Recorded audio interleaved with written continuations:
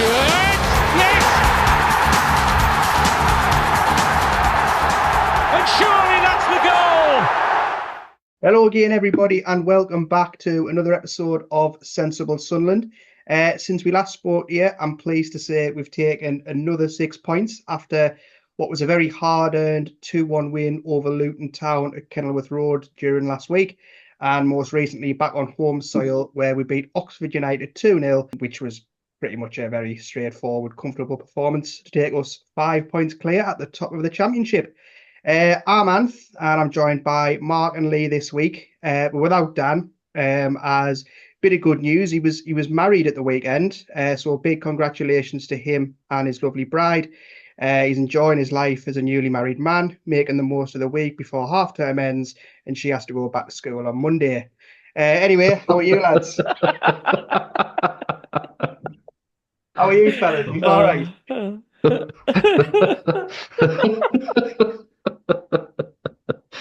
I knew that again. There, you know, I was like,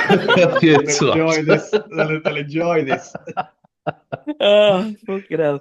Yeah, I'm good. I'm all good. It's good time to be a Sunderland fan, isn't it? Class. Absolutely class. I forgot what it's like to lose me. I don't know what it's like for you lads, but honestly, I feel like it's just going to be good forever. But no, We're not that fortunate. I know. I'm back to work with a bump on Saturday, probably against QPR. But I mean, at the minute, you're right. It's very good. I mean, we've obviously got 2 games to get through because we didn't do anything last week because again we just couldn't be bothered. But we'll start off with that win against Luton. I put in the group chat during the week. I thought it was our best win of the season. I know we've had like other class results against like Burnley and what have you, but for me, that on Wednesday it just felt like a real kind of tough coming of age performance. That's exactly that. That's probably my favourite one of the season, that one. And I think I said in the last pod that it's nice to see us winning games in different ways this season. And that one was a prime example of it because Luton absolutely battered us for the first 45 minutes. Really physical, really aggressive. And, you know, we've got a team of kids there and they absolutely stood up to it. And they've got a proper edge to them. They were absolutely fantastic. So to get the win down there was just mint. We talked about it in the group chat, I think, but like over the past 2 seasons, whether it were under Mowbray, Bale, Dodds, whoever else has been in charge, we don't win that game. You know, like we get bullied out of it. We concede a couple of corners or set pieces, but fair play to them. Like they stood up to every test that Luton threw at us, and we came out on top. Like a really, really like determined performance from the lads, and it was really good to watch actually. Yeah, like you've hit the nail on the head, really. Just think back to that playoff game, you know, where the game was essentially over at half time. Like you just thought there's no way we're going to get back into it. And exactly what you said as well, Mark. We're winning games in different ways, and we're kind of digging deep. Like I text my brother after the match, and he said, "Oh, it was a tough watch that." And I kind of get what he meant because you know it wasn't pleasing on the eye, but like you say, you're not going to beat teams convincingly every single week. And like you say, Luton, an awful side, very, very anti-football, a lot of people would say. And the fact that we've kind of turned them over is just a massive mark of progress. Any individuals that you want to kind of single out for the performances on Wednesday first? I think Metham and Job for me again. I think I say them every week at the moment, but I just class. Job's just a different person. It feels like he's just a monster. Like he looks more and more like his brother every week in the way he plays, and you know he dominates games. He's dominating the midfield a lot, and I think his class absolutely low. I'm gonna say Hume for the Luton game because we didn't have the ball and he wasn't like 20 yards further up the pitch. We saw the better side of Hume, and I thought, don't get us wrong, he didn't always get the better of his man, but he put a couple of crunching tackles in, and I thought he was outstanding. To be honest, I think it's his best performance of the season. Yeah, we've been a bit kind of on the fence with. I always call him Denver. I'm still thinking about Denver Hume, but you know we're always a bit on the fence over Trey Hume, saying he's kind of dropped off a bit from last season. But I think his game's his game, and like you've said there, he'll get his crunching tackles in regardless. And I always think it kind of, if he gets one of them in early and it's like a successful one, I think it kind of sets him up in good stead for the game. I mean, what you're saying about Joe Bellingham, Mark, I'm getting to a point now where I've actually got a theory that we've actually just swapped the Bellingham brothers because I feel like Jude hasn't turned it on at Madrid this season, has he? So, it makes sense really when you think about it. He took his criticism last year, especially from Dan, but he's a different beast this year. Like it's crazy to watch how much he's grown in like 6 months. Yeah, he's definitely matured. I think we all thought last season, like as bad as it was, we all kind of said, well, I hope if anything, it's like a learning point for these players. And it 100% it has been so far, like because Job's like he's a man now, whereas last season he was a boy. I think the only criticism for the performance last week, because I thought we set up fantastically, but I think it was evident from the goal that Luton scored. I thought it was a bit daft having Dan Neil on what's his face, Carlton Morris. I thought that was a massive mismatch, and we nearly got caught a couple of times before the goal anyway.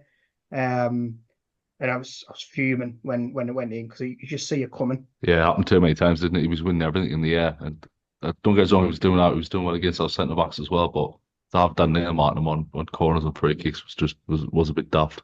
And I thankfully only conceded one. Could have been two had it not been for their man moving towards the ball. But yeah, like you see, it's a hell of a spot from the linesman as well, by the way. It was irritating me a bit that because people were saying, "Oh, it's more like Morris was complaining," and even since people are like saying, "Well, it wasn't offside, but it's because Morris wasn't offside. It was the player before. It was Clark when stood in front of it was Jordan Clark.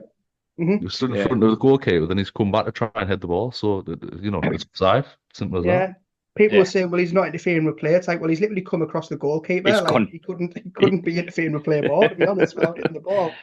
But I mean, it kind of ties in with, I wasn't going to bring it up, to be honest, but why you kind of got it back in my mind, the Chris Iwelumo commentary. Absolutely shambolic. Like, I felt like I was watching Luton fan TV at one point. It was terrible. Just the amount of stuff he got wrong. Like, it was just fucking shocking. I think Trey Hume made a hell of a tackle, didn't he, for our first goal? Second, yeah. And he was called as a foul. Like, he got the ball. It fucking looked like he had a tackle. Yeah. But the other things was, honest to God, it's like the worst commentary I've ever heard in my life. So bad. The nuts thing about that Trey Hume thing is he's not complaining about the tackle itself. He's complaining that he's apparently got his hands all over him. What's he meant to do? The ball in the middle of the pitch, like he's fighting for the ball. Yeah. Honestly, I watched the Sunderland stream, not the Sky one. But I went back to watch obviously the highlights the next year, and Christ, like I can see what people are talking about. Like I only got like 30-second snippets, and I was sick of him by then. Yeah, he was talking like utter shite. At one point, he was saying, "We haven't drawn a game this season." And it's like, are you kidding? Probably the most replayed point of Sunderland's season so far. Probably going to be that Leeds goal where we drew. So he knows fuck all. But class goals from us though, to be fair. Obviously the rig one, like you say, just that composure there. When he first gets it, he kind of takes a touch, and I thought, oh, that touch has ruined it for him. But to have the composure that he does to like stay on his feet and get it past the keeper was absolutely class. Like, it's clinical, isn't he? That I think if if you put Riggy's finishing onto Paddy Roberts, he'd probably be playing the Champions League, Paddy Roberts. Yeah. But that's exactly what we need from Roberts, that sort of clinical finishing that we get from Riggy. But for his composure at 17, that is unbelievable, isn't he? Like you see, obviously, he takes that touch to get it out wide, and you think the chance is gone, and then he just drills it past the keeper. It's just nuts that a 17-year-old can do that and just make it look so easy while he's doing it. Yeah, definitely. And then the goal was disappointing to concede, but the fact that we then we didn't sit back, we didn't kind of feel sorry for ourselves. We went up the other end and got another goal so quickly was absolutely class. And you made a good point, Lee, in our group chat, and I think you put it on Twitter, where you mentioned about 09's run into the box. It takes like 3 players away from Romain Mundle, so he gets a shot off. That was really, really clever. Like, and a lot of people don't give 09 credit for how like clever he is at times. Yeah, I think, like you see, I mean, I didn't notice it until I watched the replay of the goal, and at first I thought it was Serkin. Obviously, just seeing the number 3 on the back, and then I was like, "Christ, it's 09. Like, what's he doing up there? He must have been getting a nosebleed." You know what I mean? But it's just such intelligent play for him to run, and it's such poor defending for them because two of them just run straight after 9, and then all of a sudden Wundle's got acres of space. He sells his man. I think he ends up on the deck, and then he just picks his spot. Like I think it's been like a replica of every goal he scored this season, and he's so pleasing to watch.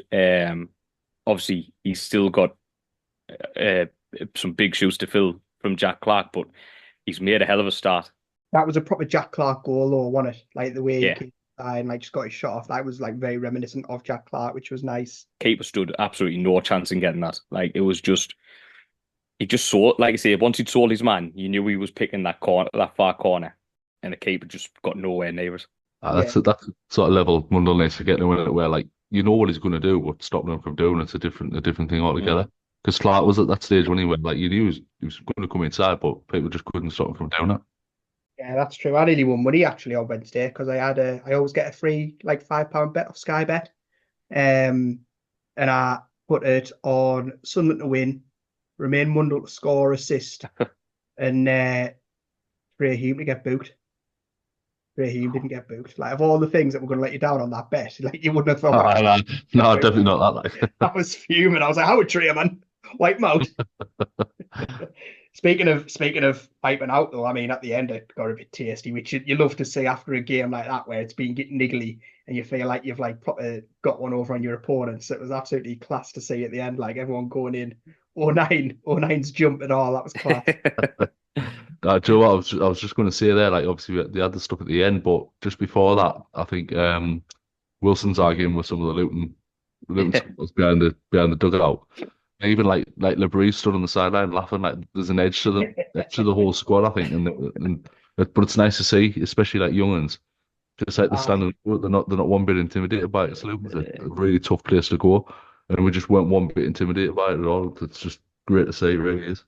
Yeah, it's like last time in the playoffs we froze, didn't we? And it was like obvious to see. But the Luton fans were obviously giving it like, you know, saying like, oh, like Sunderland team of thugs, and it's like, well, hang on, last time we played your fans literally hit one of our players, so like, how not calling kettle. It's just a shit team, shit club in a shit place, isn't it? Yeah. Like you say, obviously, we went down there in the League One years, and obviously they've had a stellar rise from when we first went down, but I don't know. There was just so much pleasing about that night in general. But I think one of the things I found funniest was, like you say, when I think is it Kaminsky, their keeper, obviously tries to start grabbing Methven and trying to get him riled up and get a reaction out of him, and Methven's just laughing at him. Like he's just got a grin on his face and he's laughing at him. Like that was like. It's one of them things where we had them rattled and he was like, I'm just going to keep going with this. I'll just play up those. Not going to get myself in bother, but I'm just going to keep winding them up. Yeah, I love it. Dark arts. I'll tell you what I've noticed as well, and it probably makes us laugh now. If you notice after like any goal we score, especially away from home, if you look at Trey Hume, he's always just telling someone to fuck off, which I find very enjoyable. Like. I also particularly like the fact that obviously when we're winning, especially away from home, Isidore decides to go and blow kisses to the home fans as he's walking off the pitch. Like it's a proper shithouse move. Like that would wind me up. I think was it that Notto did it for Leeds? Yes, when we drew. So like and that was one of them where like my blood was boiling. I was like, I can't believe he's doing that, the horrible cunt. You know what I mean? But when we do it, it's funny. It's one of them things I'm talking about. When we do it, it's all right. When we do it in a clever way. But moving on to Isidore, we're all obviously very pleased with the result of Luton. Not very many teams as good as they might be in the Championship. All the teams that have gone up in recent years, that like I don't think any of them have really gotten 9 points from 9. Like it's a very, no matter how good you are, I think it's a very hard thing to do in that league. So I think, you know, we're going into as good as we've been. I personally was going at that Oxford game thinking, like, please don't let this be like the typical Sunderland banana skin sort of thing. But I mean, it was just like so easy, wasn't it? I was a bit worried about this. Obviously, when expectations rise, I think Sunderland always let you down. So, like, obviously, everyone was expecting like a big performance, just like an easy game, really, I suppose, on Saturday. So I was a little bit cautious about it, but it just didn't turn out that way. We just absolutely dominated it for 90 minutes, didn't we? It was so easy. It was pleasing to see, like, after obviously the battle that we'd had obviously midweek against Luton, that we just kind of killed the game really early. Like Oxford didn't really. I can't really think of anything that Simon Moore had to do. Like he couldn't have picked a better game to come into, and he had absolutely nothing to do. Obviously, his first clean sheet, so that'll boost his confidence. It gives Patterson something to think about, but it was just we didn't need to we didn't have to run our arse off to get that win. It was just really intelligent play, slowed the game down when they might have been building up ahead of steam, and then just hit them with the 2 goals. It was just such a good performance. What I laughed at was obviously that wasn't at the match because Dan's wedding, but I just laughed at the end when the man just came to shake hands. You could see the Oxford man just go to Reggie and just goes like, "Aye, like loads better than us. Aye, cheers. He's a good. Gotta get away now." Do you know what though? Like I was going to say about it's the first game this season where looking at Oxford fans on social media and stuff, I think they're the first team to be quite complimentary about us and just be like, you know what, you're good. I feel like everyone we've beat this season has been really salty and being like, oh, well, Sunderland will drop away, Sunderland aren't all that. Like the team's better than them, but it was nice to actually get that recognition. Not that we can rest on it and think we're better than we are, but sometimes it is nice to have a set of fans actually look and go, actually, you know what, he's actually really good. There's what would look at that game and think any different, could they? It was just total domination, wasn't it? Definitely, and it's easy game for Moore to come into and all. Obviously, I know we're very kind of stuck with our team at the minute. We don't really make many changes unnecessarily. So obviously to see Moore come in, I was thinking how I hope he, I'd like to say had a quiet game, but he couldn't have asked for a better game. I don't think he really had a shot. I think he had one shot and it was straight at him. Did I? And I think if to be fair, man, I was going to mention Pato from the Luton game. What a great performance, because I loved his shit. I was in tactics, but fucking hell, that was his distribution. I've never seen it so bad as that. It was I thought he was pissed at one point. He just kept launching off play. It's like, I don't know what you're doing. Yeah, it was like you say. Just a quick one on Pato. He pulled off some really good saves, but I think that a lot of that's overshadowed by how piss poor his kicking was. To me, though, it should be the opposite. I get that, especially now the way football is, distribution is more important than it was. But I'd much rather have a keeper who's going to actually stop shots first. You know what I mean? So to me, as long as he's keeping clean sheets and we're winning games, his distribution doesn't bother me. I did get a bit anxious on Wednesday night because there was a few where I think in about 6 minutes he put 3 balls out of play, 2 to the right, 1 to the left. And then he started playing them straight down the middle, and I was like, "Oh, fucking don't do that though! Howard, I don't want you to put the ball out, but don't play it down the middle of the pitch like that, man. You madman." No, I agree with obviously number one is there to stop the ball going in the back of the net, but he must have given the ball away fucking 10 times or something against Luton. the amount of pressure he invited on us because he just wanted to give it straight back to them was ridiculous. The thing is, I was going to mention to you as well, because I know we've all said when someone's come into the team we've won, we've all kind of said the same thing and said let's not change a winning team. And I was going to ask, does Patterson, because he's the goalkeeper, it's a little bit different, does Patterson come straight back in? But from what I've read, he's got a fractured shin. He's going to be out for at least another 2 weeks, I think. So he can't come back in the team then? Is that yeah, so what I'm saying is the question that I've just spent a minute asking you didn't need to be asked. You've just answered it. Moving on. Next week. Moving on to the goals themselves. I think on Saturday, obviously the first one, the Bellingham one, was just a really intricate, neat goal. I think really pleasing to watch. But that Isidore one, I know obviously we've got the Defoe goal against the Mags and Phillips and that against Chelsea, but I can't remember a goal we scored with as good a technique as what we saw on Saturday with that. That was class one. I wasn't expecting him to hit this, but I sort of, when I saw him setting up, I was like, oh, maybe just take a touch, and then he obviously just hit it on the volley, and I think it went off the post, didn't it? Yeah, it was beauty. Mint, absolutely mint. Incredible. Like you see, when I first watched it, I thought he sliced it. You know what I mean? Because it doesn't seem to generate loads of power, but it just finds itself in the bottom corner, and it's unbelievable. Just totally, what an unbelievable goal. Yeah, for it to come over his shoulder, from having to watch it and then Yeah, connect with it and kind of keep it going in the same direction that the ball's already traveling. I think that's why he maybe didn't have to get the power on it, because it was already there. But like in terms of just doing that, like as a skill, like that is so hard to do. So like fair play to him, like it was absolutely unbelievable. Should have won by more, to be fair. Like we had a couple of chances in the first half, and I thought we should have been out of sight at half time. I saw like I've seen a couple of comments about that, like, but it's maybe not like winning by more goals. But I mean, obviously, of course, it's nice, but the reality is, if you just win the game, do you know what I mean? The points are more important than how many you necessarily scoring. And I think if you can dominate a game like we did, I'm more than happy with the 2-0 win. I don't want to get too greedy or too carried away. Do you know what I mean? Like the amount of years we've gone with poor results and sort of through some bad times, it's like this is great. Do you know what I mean? I've got no complaints whatsoever. Yeah, I was a bit giddy, to be honest, on Saturday because things are going so well. Did I put it in the group chat where I had us to win 7-0? I had yeah, Sunderland. I I think it's think just because it yeah. was Oxford as well, and I was like, "Oh, Oxford 7-0 at the stadium." I'm like, why not?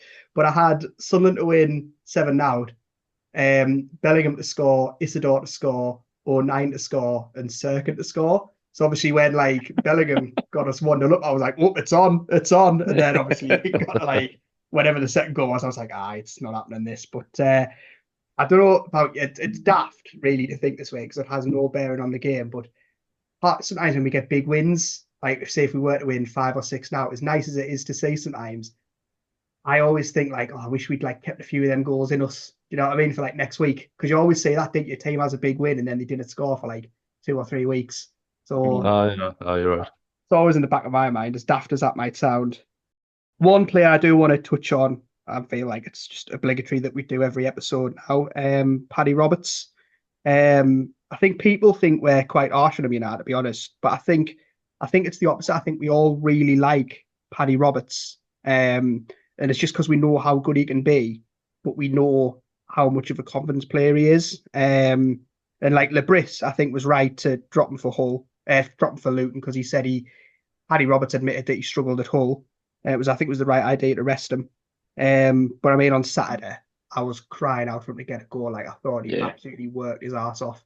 Dude, it's never for the want to try and with Paddy Roberts, is it? It's just No. like something that happens from and others it doesn't. But he was brilliant against Oxford, like, and I like Glasgow was probably the right decision to take him out of the Luton game, just with the intensity of it, and he was just getting kicked in the stands only like all game pretty much. But now he was great against Oxford. It's just that end product, isn't it? And like, I want to see him do well. I love him.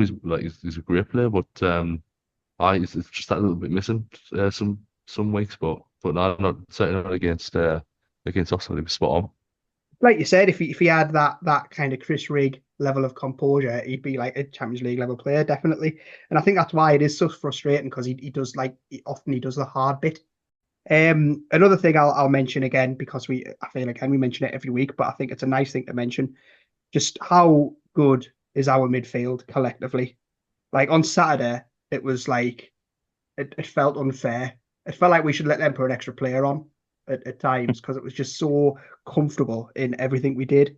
I think the three of them obviously. I think was it half time when they switched formation? I think they went to five in the middle, Yeah, but but our midfield just absolutely dominated them. Like it's nuts to think that we've got like what a 17, a 19, and a 23 or 24-year-old, and they're just playing this good of football where you can take like extra men out of the game because we totally overran their midfield all game. Didn't matter whether they were playing 4 or 5 there.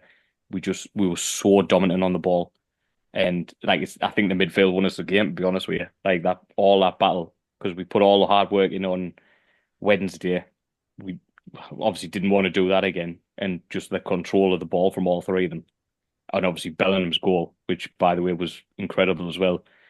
Just yeah, like I say, they just look like if they're 10 year old and played an extra 200 games. Bellingham was unlucky not to get a second goal when he would hit the bar, Oh, and he put Riggy through as well, so could have had like 2 goals and assists and all. it's just, But I think we need to mention that ball from Dan Neil for Wilson's goal. Like, so oh, it was a lovely floated ball into him. That it makes changes because if you think less than 6 months ago, we were watching a midfield containing Pierre Ekwa, Abdullah Bar, and Callum Styles. So let's just enjoy this while we've got it.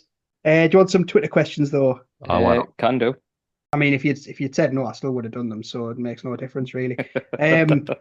We'll start with Richard at Rich South 72. Sorry, he asks, Man United want Chris Rigg. Would anyone swap him for Ahmad in January? No.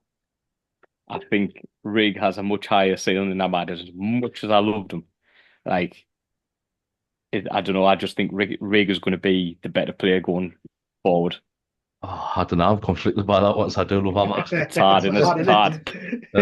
Obviously, it's not going to happen. Obviously, the swap there wouldn't happen. But I do think the reality is, I think Riggy's going to be more than a 40 million quid player in a couple of years' time. So I think from that viewpoint, it's probably sensible for the club to try and keep hold of him for as long as possible.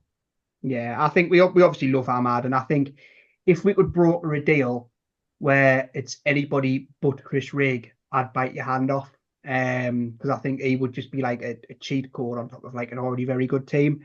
But I think Rigg gives us more just in general, like the defensive side of Chris Rigg's game.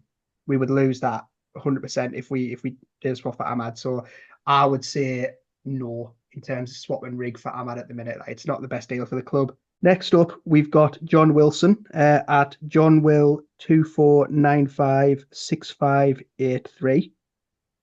Crash like just awoke in a rusted sleep agent saying those numbers. He says, kind of what I think Mark touched on earlier. Brilliant game, but does anyone else get frustrated at us not going for more goals? I don't think we kind of stopped. I think it was just like one of those things where the game was won, and you've got to kind of be clever about it, haven't you? You don't want to like overdo it and risk injuries. Coming off 3 games in 9 days. So yeah, it's one of them things, isn't it? It's one where day that's 4-0, isn't it? Because you get if the Bellingham one drops in, if it's a couple of inches lower, then that's 3, and then if Ricky scores the one where Bellingham puts him through, that's 4. So do you know what I mean? We did go for it. It wasn't like we just sat back. I think it was just sensible, wasn't it? We just managed the game in a really good way, and really comfortable win. Your accountant's come on tenfold, Mark. I'm really proud of you, son. It's the same with the Luton game, though, isn't it? Like what Mark's saying there. Like Connolly had that chance where he was pretty much through on goal, and the defender gets back, makes a good tackle. But it's just one of them things where if we take our chances, the scoreline is going to be better. But going back to the Oxford game, if you don't need to exert yourself anymore, you're 2-0, you're cruising. Oxford haven't caused you any issues whatsoever. Like you say, you've had 3 games in 9 days. Now's the time to just slow it down, rest your legs a bit, pass it about a bit, make it look like a training game, and just go in with a win and get rested up for the next one. Yeah, definitely. I agree with that 100%. Lex at SAFC_Lex. She says, Dan Neil was absolutely class today. To think people were calling for the lad to be stripped of the captaincy for 2 daft mistakes made by a young, passionate player. The mark of the man is how he responds to those mistakes. He's proven himself week on week for me. Keep it up, DN. I mean, I don't think that's a question, Lex, to be honest. But it's more of a statement, isn't it? Yeah, no, I agree with you, though. Yeah, like, fair play to him. He hasn't hidden. He stepped up. He was probably my man of the match on Saturday. I don't know about you two. I think Bellingham again for me. Joe for me. But that nail was good, though. It was class. He was good. He was really good. And to be honest, he pushed him quite close. But yeah, like I say, Job's just turning into a different animal every week. We're constantly singing his praise because he is just so good. Yeah, definitely. I agree with like it is daft that there were some people calling for him to lose the captaincy, because I don't get this thing, not just with Dan Neil, but like with any player when they say like you shouldn't give him the captaincy because maybe it's a distraction, maybe it's hindering him. But to me, I just think whether you've got the captaincy or not, you've still got to play your game. Everyone else around you's got to play their game. Good players will talk regardless of whether they're captain or not. You know what I mean? It's not like someone thinks, "Oh, I'm the captain, so I've got to, bark out instructions or whatever." Like, good players will do that regardless. So, to me, I don't think the captaincy should ever be that much of a hindrance to like a player's mindset. Really, I don't know about yous. I don't. I think I can probably see like you say, Dan Neil's he's a Sunderland fan, so I can see he probably has a bit more weight on his shoulders carrying that armband. You know what I mean? Like it's going to happen because he wants to, like you say, he's that passionate player. He wants to impress the fans. He wants to do well for the club. So I can see how that might hinder him a little bit, but I don't know whether it is with him. I don't know how much it's the captaincy or his position. When we played Oxford the other day, he didn't have to do that defensive side of it because they just didn't trouble us.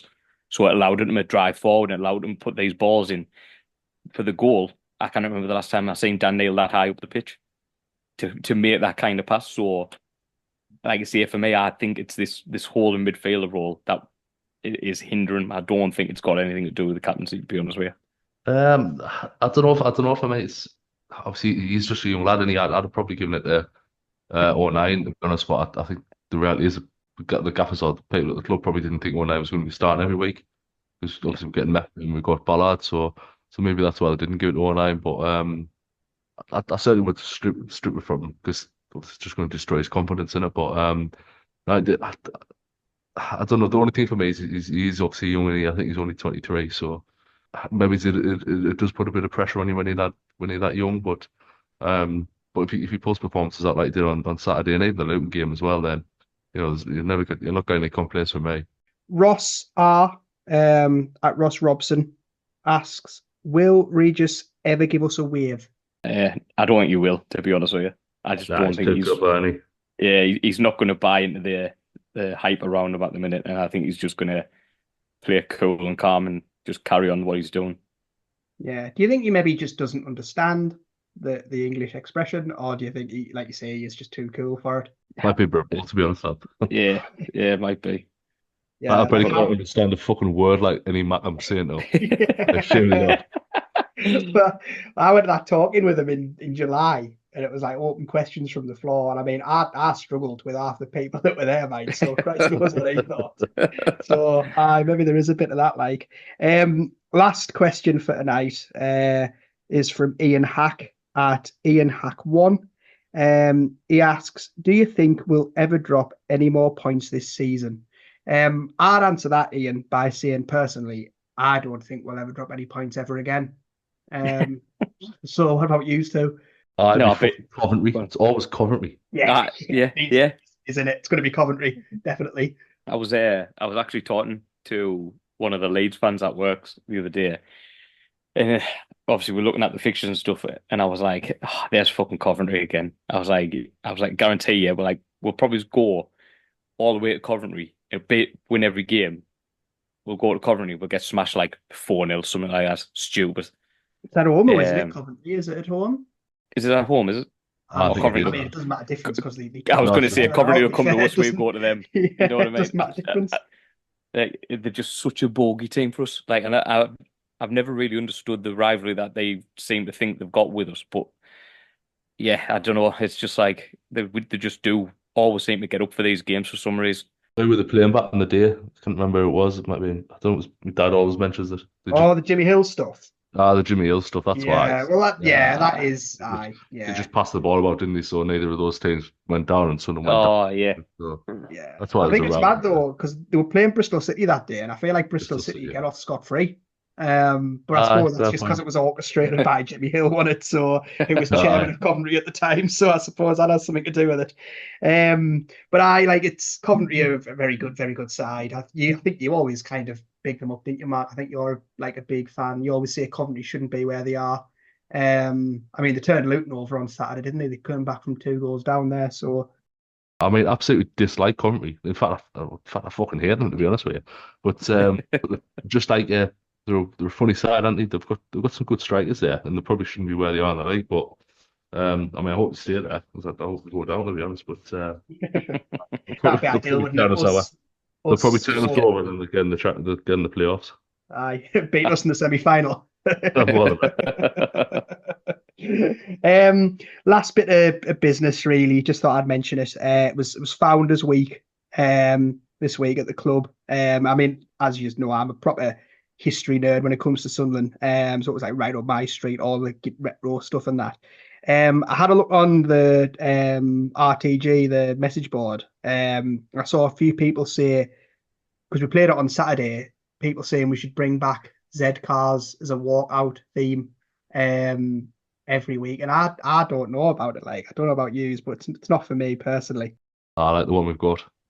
Yeah, it gets everyone going, doesn't it? It does. I get that Z cars obviously nostalgia and that, and I think if you're of a certain age, it'll take you back to like being younger. But I think our generation and the way the club's geared at the minute, like I think it's class when they play Ready to Go and everyone kind of sings the Ready to Go bit, basically. Like I think that's really gets the crowd going. So I don't want to change that personally. Maybe bring it back for the odd game, Z cars, like for a bit of not our history. But it's Everton's song for me. Like I don't know what you think about, but when I hear it, I just think of Everton. It's not for me. Like I say, I much prefer the song that we've got at the minute. Just find it gets us up for the match a bit more. Look, I think it's probably time to wrap up though. I mean, thanks again for listening. If you don't do so already, you can follow us on Twitter at SensibleSAFC or by searching Sensible Sunderland on Facebook. We'll be back with you next week, hopefully with Dan, because I'm not doing this shit again. When hopefully HMS piss the league, docks in at Loftus Road, and we beat QPR for another 3 points. So see you all next week. See you later. Ta-da.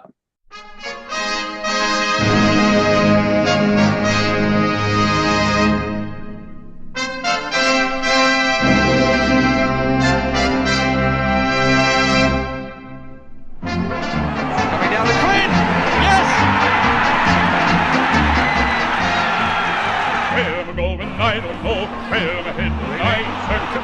It's all about nice goal. Sensation. When we'll be there, I don't know. When we'll get there, I am certain. Always I am on my way. I'm the dream boy. Come home. Paint your wagon and come home. Where we're going, I don't know. When we'll be there, I am certain. What will I get? I ain't the quick to say. Hey, but who gives a damn where on our way? Deep one again. Watson is right.